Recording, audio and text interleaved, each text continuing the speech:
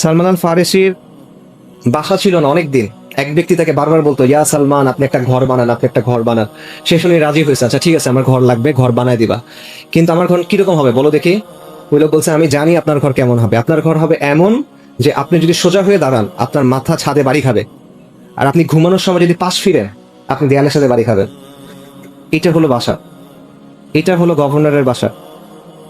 সালমান আল ফারিসি মৃত্যুর কথা চিন্তা করে অনেক কান্না করতেন। তখন মানুষ তাকে জিজ্ঞেস করতো, আপনি কি মৃত্যু ভয়ে কান্না করতেছেন? তুমি স্যার, মৃত্যু ভয়ে কান্না করতেছি না, আমার কাছে এটা খারাপ লাগতেছে যে আমার কাছে এত ধন সম্পদ, আমার কাছে এত জিনিসপত্র। নবী সাল্লাল্লাহু আলাইহি ওয়াসাল্লাম যখন ইন্তেকাল করছেন তখন তো তার কাছে এত জিনিস ছিল না। তো আখিরাতে তার সামনাসামনি হলে আমি কি বলবো? এই জন্য উনি কান্না করতেন। ওনার কাছে এত জিনিসপত্র কি জানেন? 3টা জিনিস: একটা লাঠি, একটা কম্বল, একটা পানির পাত্র। এই হলো এত জিনিস যেটার জন্য উনি ভয় পাচ্ছেন।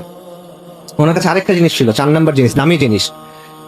ওনার কাছে দামি মিস্ক ছিল, আতর ছিল, কিন্তু এই আতর উনি ব্যবহার করতেন না।